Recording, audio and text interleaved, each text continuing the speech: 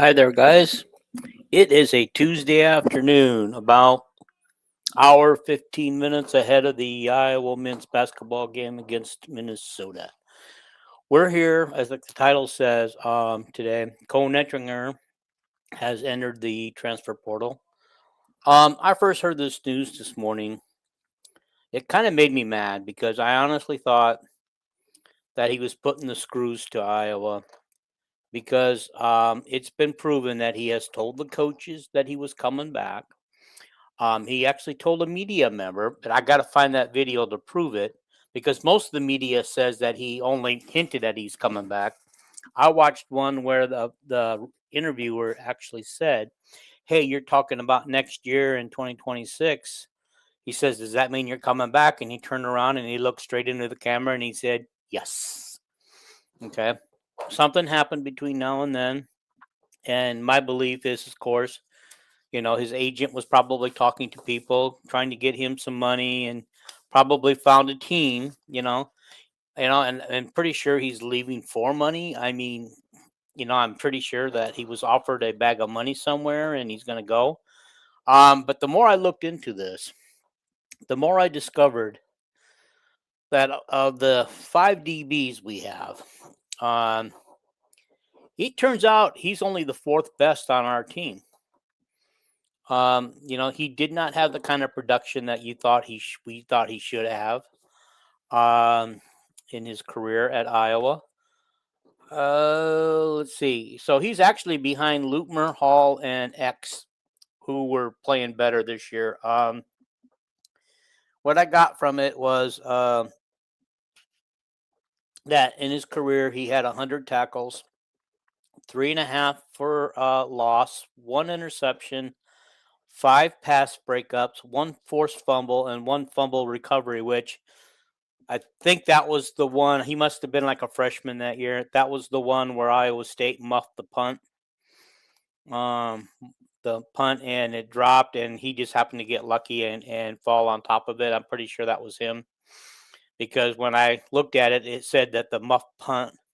It was a muff punt at Iowa State that he recovered, and that's the only one I can think, unless they muffed it a couple different times that I don't remember. Um, Although the person whose article who wrote this said that he still does have NFL talent, could be a round 2 or 3 in 2027.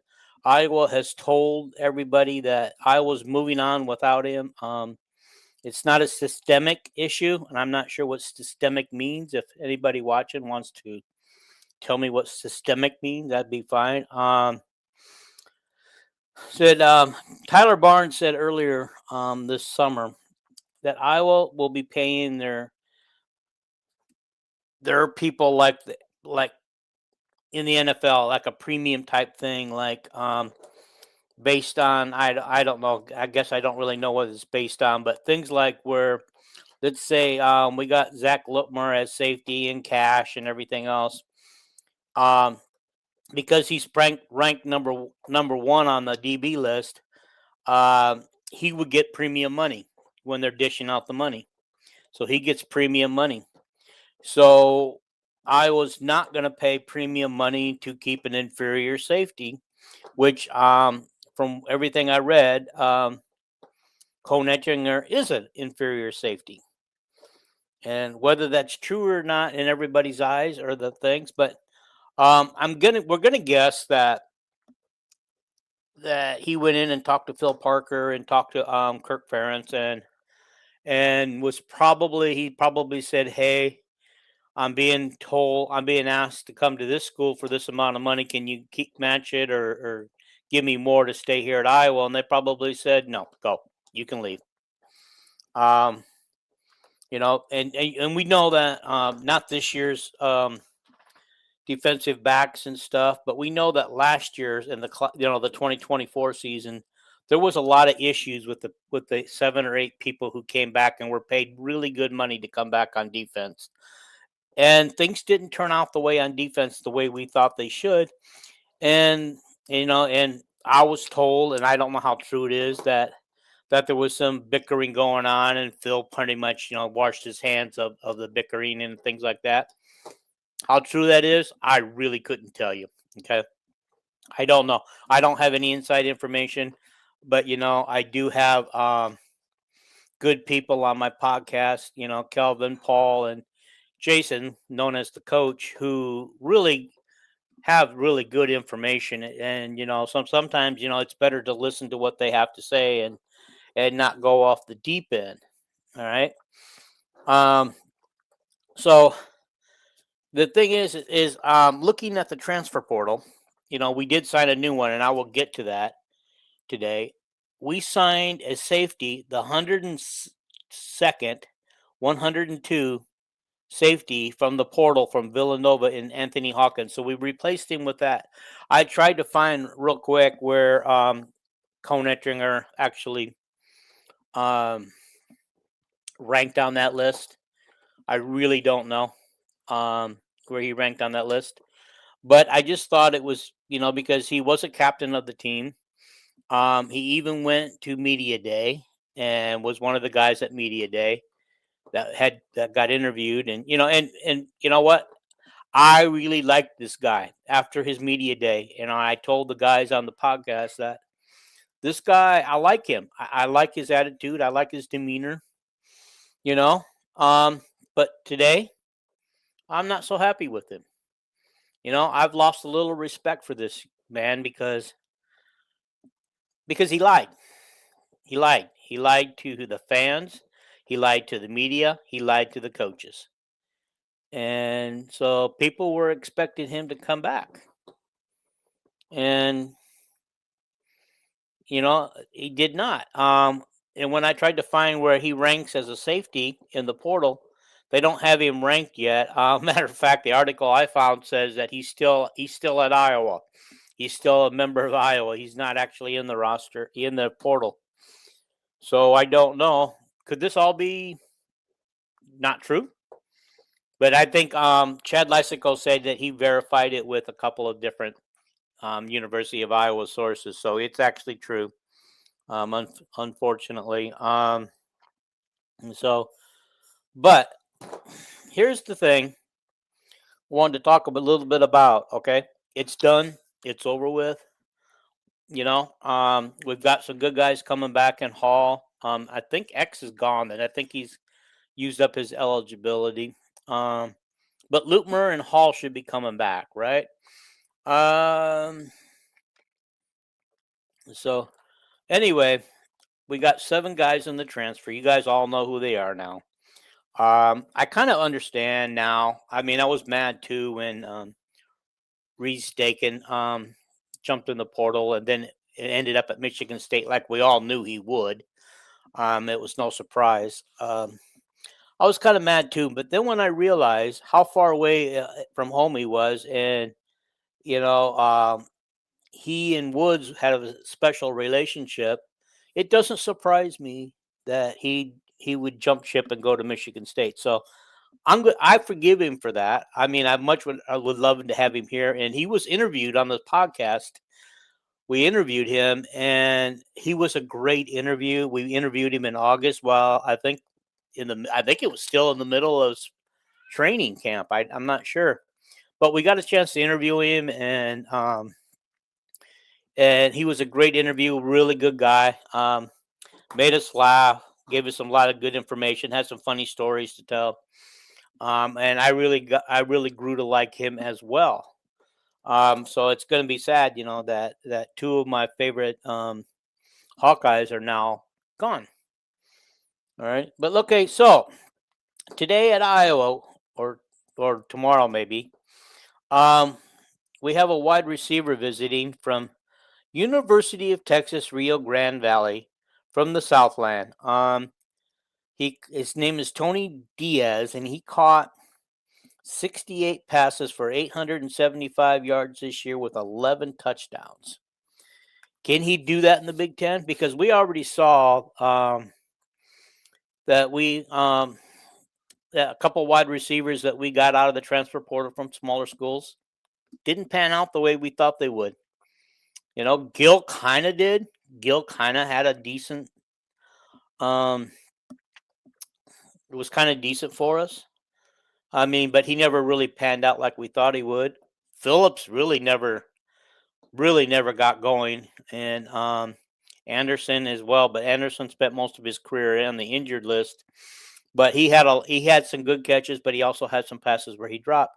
And so my question to you guys is, and you guys may agree or disagree with me, but are all these smaller schools and FCS players that we're signing or recruiting right now, are they going to, you know, are they going to get us to a Big Ten title and the playoffs? Isn't that the ultimate goal? Okay. Now, I've heard the players talk about the playoffs. I mean, Koen Etringer himself, in the interview before the bowl game, he said, yeah, he goes, our goal is to get to the playoffs. He goes, that's what we're working for. We're working the younger guys out, getting them ready, because our goal is to get to the playoffs. And he goes, that's what the ultimate goal is. Okay. Have we heard anybody else mention that? Have we heard Kirk say, hey, if somebody says, Kirk, what are your goals this year? Have we heard him come out and say, hey, well, of course we're going to win the Big Ten championship and we're working toward the playoffs? Okay. That's all we want to hear these guys say, but I think they downplay it, and Kirk's a pretty conservative guy, so he has a tendency to downplay it. You guys aren't used to seeing the sun come peeking through my window back there. It's daylight still. So, but yeah. So that's my question. I mean, you guys can leave answers. I mean, there's people popping in and out of this live, and that's fine. It's a wrong time of the day probably for a live. Everybody's getting ready for the Iowa Minnesota basketball game, but you can leave a comment afterwards. So anyway, I would just want to continue on for a few more moments.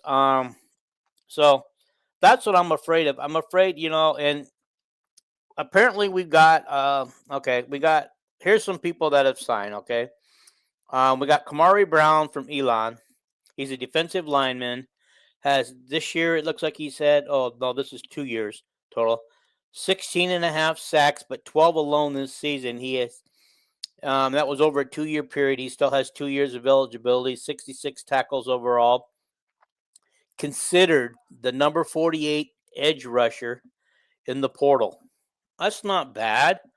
I mean, I like his rank. I mean, it would be nice to come up and try to get the 1 or 2 because, I'm, going back, I just like all these, you're going to pick up a couple of the smaller school kids, but God, don't we really want Power 4 guys coming in? Because the Power 4 guys have experience at, especially from Big Ten or something, but they have power beating up on each other and experience. And let's bring them in and see if we can, help us. They can help us get to a Big Ten title and a playoff spot, right? But honestly, this guy might be able to help. I mean, but he did this against smaller conference schools, right? Okay. And then you got Bryce Stevenson, a defensive lineman, number 117 D line.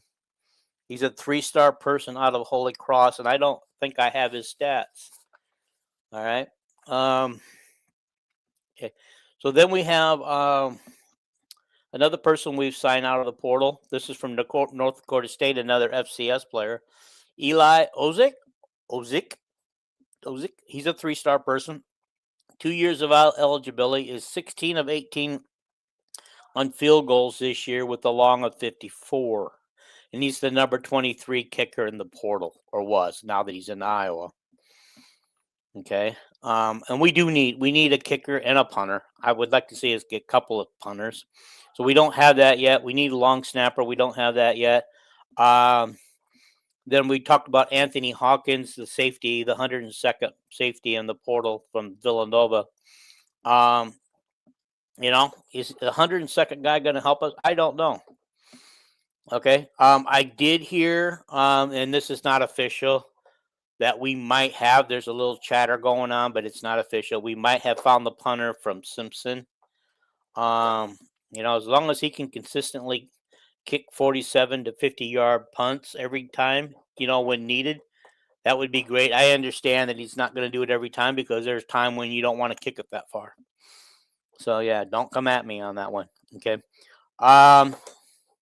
Today there was a new commitment. I don't know how everybody knows about this one yet, but James Madison University O-line committed to Iowa today. His name is Trent Wilson.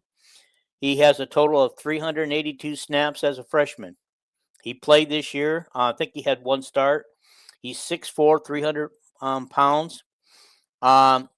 He's got 3 years of eligibility left. He's a top 20 interior O lineman for the season of 2025. Okay, he's a good one. We got a good one from James Madison, but we also noticed that James Madison guys are pretty darn good football players because look, some of them got Indiana to the the semifinals of the national championship. So Indiana's in the semifinals with a lot of James Madison kids. Alrighty. But yeah, like I said, and then they're hosting, I think tomorrow, a wide receiver named Cade Walford. He's an all-MAC. He's the FBS leader in yards per catch at 26.8 yards. But he has 19 catches total for 109 yards. Okay. He's from Kent State. He also ran for 96 yards and scored on the ground a TD. He also has 3 years of eligibility left. So, I mean, we might be able to work these guys in. You know how Iowa is, but, today the internet's going crazy over losing Koen Etringer, and rightfully so. I haven't said much on my Facebook page, Talking Iowa Hawkeye Sports, which you guys are free to go there and join the page if you want to. But I haven't said much there because I don't want to overreact publicly. But in my group, in a couple group chats I am in with my fellow podcasters of this show and other podcasters of other shows, I may have overreacted a little bit, and I was going to go on and, and say, hey, why can't we give the money to this guy or that guy? And, why are we going after lower tier school kids? Why can't we go after Power 4? And I still don't know why we're not chasing Power 4. But, Tyler has said off and on that these guys, they look for the best smaller school guys. I think it's because they don't want to pay a ton of money, but they look for these smaller school guys who can actually transform into Big Ten players. I'm just paraphrasing it. I'd have to find the actual interview, which was not that long ago, to see what he actually said already. Brad Heinrichs was sent to me. He did come out with a quote today, and let me read exactly what he's saying about it. You guys all know that Brad Heinrichs is in charge of the Swarm, right? And so, okay. Might it be down a little lower than I thought? Okay, so here we go. Okay. So, and I have criticized Brad Heinrichs too, because I have criticized him, wondering to know, is he doing a good enough job? Is the reason why we can't go after high dollar people? Is it because he's doing a poor job of getting corporations to sign on and believe in the Iowa thing and donate the money, the kind of money Indiana's getting, Ohio State's getting, Nebraska's getting, now Michigan State's getting huge money. Certainly there's a corporation out there that's run by a guy that is just such a diehard Hawk fan they can get the money. I don't know why we can't get the money. I also want to know a lot of the players, in the last several years that we helped get to the NFL. Okay, we helped them get to the NFL. Why can't some of those football players return a little bit back to Iowa? It'd be nice if they could, but I don't think. As far as I know, Hendrick said he's tried, and they're not. They're right now. They're just not responsive, and he's not given any reasons to why they probably wouldn't donate. But look at Cooper DeJean. We made him a millionaire and a star he's at the Philadelphia Eagles in his second year, and he's got a girlfriend twice his age who's got some money, and so, you would think he would return a little bit back too, especially since his brother will be there in 2 years. Okay. Brad Heinrich said today on one of the message boards on on 3. He goes, I realize message boards is where we all go to panic. And I used to be that guy. He goes, but now I know a little more than I used to, and I happen to think we're going to be just fine. Just sit back and watch this play out. And that's good advice from him, Let's sit back, see how this plays out, and then we can react when we're all done. And see what we actually got, and maybe we'll get a better idea in the spring what we actually ended up with. I just think the internet today, and myself included, overreacted earlier today on Koen Etringer. But that doesn't mean that I'm still happy with the way we're getting these players, because we're getting all these smaller players and a lot of FCS players. And I would just love to know what, if these players are going to help us get there. Okay. Now, are they any better than what we have right now? I don't know. Are they any better than the Power 4 people that are in the transfer portals? But they probably want bigger money, So I don't know. There's a lot we don't know. Like Brad Hendrick said, we don't know a lot what's going on behind the scenes. We really don't. And it would be nice to know if we could all be privy to what's going on behind the scenes, but we aren't, and that's just that. So that's where I want to end this. Is we're just going to see where this takes us, okay? Let's just see where all this takes us before we get all bent out of shape and everything. Because I'm still mad at Koen Etringer, okay, and not because he's leaving. It's because the way he left. Okay, and I want to make people understand. That's why I reacted on my group chats the way I did this morning. Is I'm sure I will be just fine. We're gonna find some safeties and cash people. We might have some that are ready to go already in our deep, in our on our roster. Okay, we might have some ready to go already.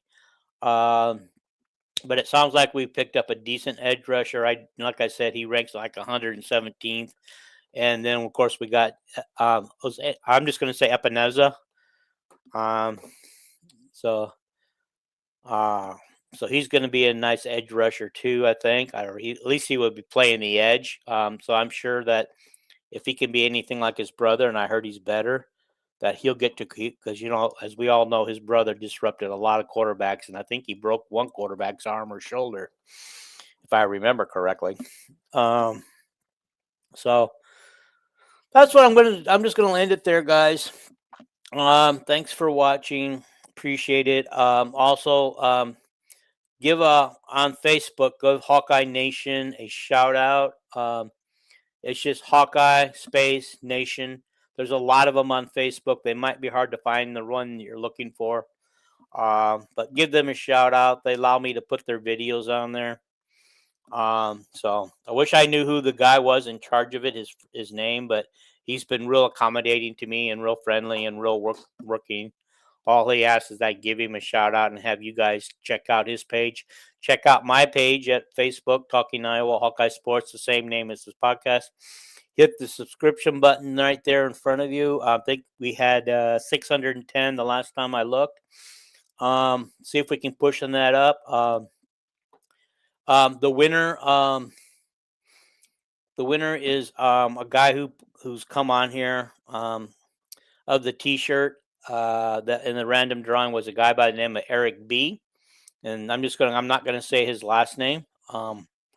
But I have his address, and I'm getting ready to ship him a shirt for him and his son, because his son's a big fan, and be looking for his son to make an appearance soon on this podcast, because he wants to come on, and he's really knowledgeable, and I'd love to give the guy a chance to come on here and talk sports. I mean, anytime you can get a guy like a young guy, maybe he can get some of his friends to listen to.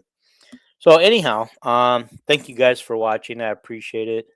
Hit the sub button, hit the like button, because it helps the algorithm. It helps me get more. It helps get more out there to more people in their news feeds and everything else. So it just helps. Help me out. Looking for sponsors too to help this show, because if we can get some sponsors and spend a little money, we can make this a little more professional, edit it up a little bit, and things like that, and do more things with this show. Okay, thank you guys for watching. I really do appreciate you watching.